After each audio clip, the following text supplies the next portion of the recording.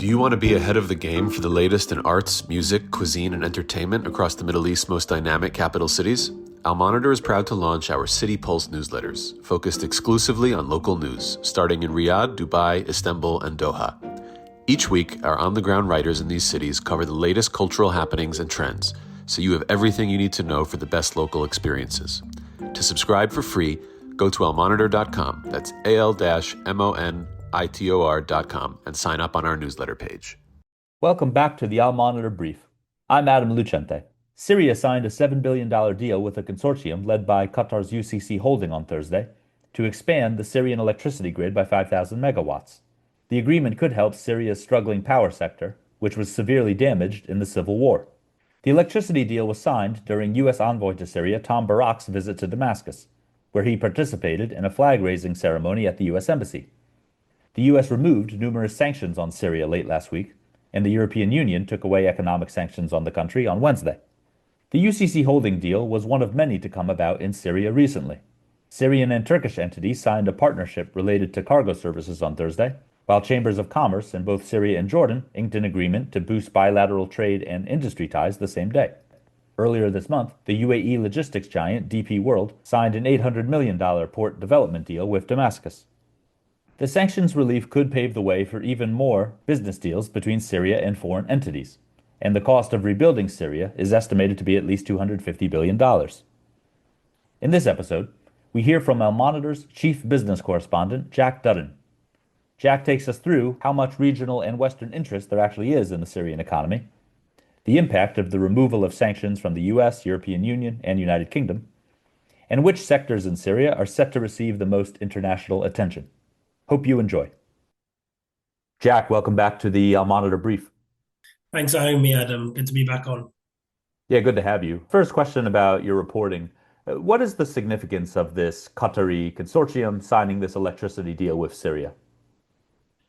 Well, it's a huge deal. It's worth $7 billion for companies led by Qatar's UCC Holding, and it's to expand the electricity grid by 5,000 megawatts, which potentially will double the supply for Syria, which for many years has suffered power shortages and outages as a result of the 14-year civil war.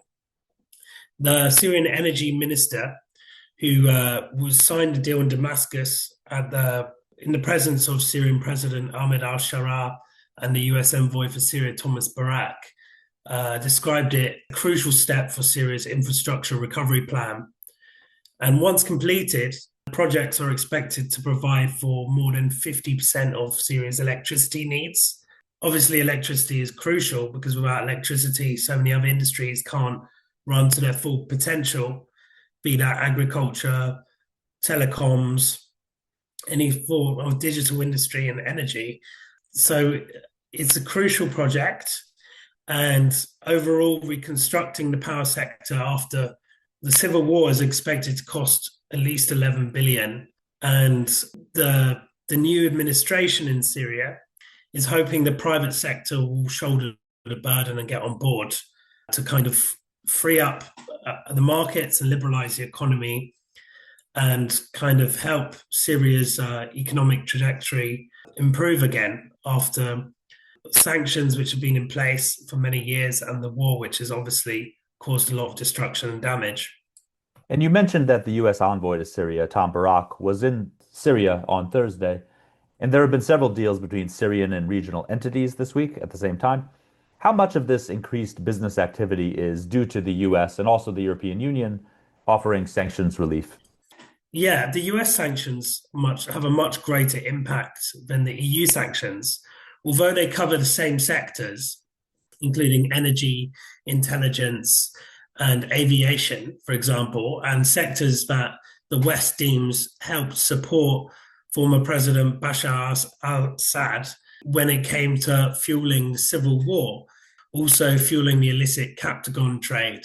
So although they cover the same sectors, the US sanctions will have a much greater impact than the EU sanctions and the UK sanctions and Canadian sanctions, because the US sanctions include secondary sanctions, which basically means if you're any foreign entity in any country, be that Turkey, be that the UAE, and you are found to be transacting with Syria or the Syrian government, you could get sanctioned yourself by the US. So now the US is lifting those sanctions. It's far more consequential and much more of a boon to Syria's business environment, because now foreign entities, as you've seen with this recent electricity deal, you have the likes of two Turkish companies involved, two Qatari companies involved, including one which is a subsidiary, one which is a US subsidiary of a Qatari company.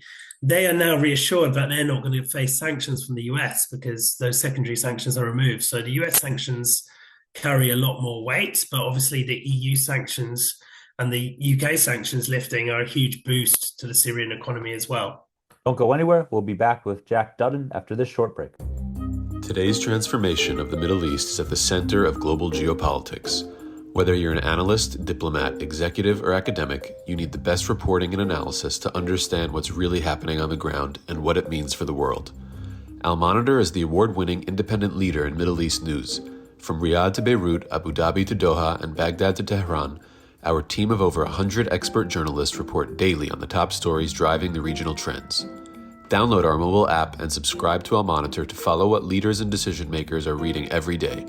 Go to almonitor.com, that's AL-MONITOR.com, and use promo code POD25, POD25, for a discount.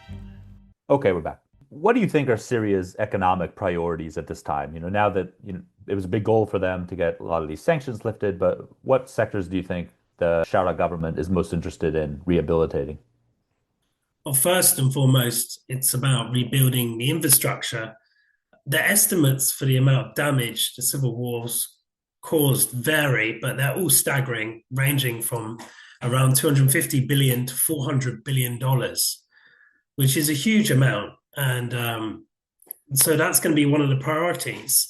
And in terms of the companies you're going to be seeing here, this recent deal is going to be initially you're going to be seeing more regional players. Like we saw the recent deal with DP World from the UAE, the kind of port deal, but also the deal we've been talking about, the electricity deal. You had two Turkish companies and Qatari companies, and they're going to be the initial people who are going to come in with that. And Turkey's construction sector is a huge industry. So the Turks will obviously see a lot of opportunities to help rebuild Syria. And Qatar as well, for its part, has played a huge role in reconstruction in the past when there's been regional conflicts. I guess another priority would be to attract foreign investment. That's going to be essential to regain investor confidence in Syria, but also to kind of give the government the capital it needs to be able to make good on its promises, to create jobs and to rebuild the economy. One of the main sectors of Syria before the war was the energy sector. I think it was before the civil war in 2011, Syria was producing around 383,000 to 400,000 barrels of oil per day. This has dwindled to around 20,000 to 25,000 barrels a day. And now oil and gas companies are going to see ample opportunity in Syria to kind of bring that back up and to make smart investments. But as I said before, I think it will be mainly regional actors coming in first with a lot of foreign investment when it comes to these sectors. Because I think the Western countries will be more helping on the kind of humanitarian front and the aid front. But I've also noticed that there's something interesting with the electricity deal. As I mentioned earlier, there's the one company called Power International USA, which is an America-based subsidiary of a Qatari firm. That is quite interesting because perhaps that reveals Washington wanting to kind of airtight the deal to make sure that Russia or China don't get involved, any of its kind of economic rivals. And also it's a good way for these Gulf companies to get additional reassurance from the US that this deal is fine, it's safe, despite the lifting of sanctions. So I think the West will be involved, but initially we're going to see a lot more of the Gulf players and the Turkish players across different sectors, but particularly energy and infrastructure. Jack, thanks a lot for your time, and we look forward to more of your reporting on the Syrian economy. Excellent. Thanks a lot, as always, Adam. Thanks for listening to the Al Monitor Brief. Be sure to follow Al Monitor for more on the stories impacting the Middle East. Until next time, I'm Adam Lucente.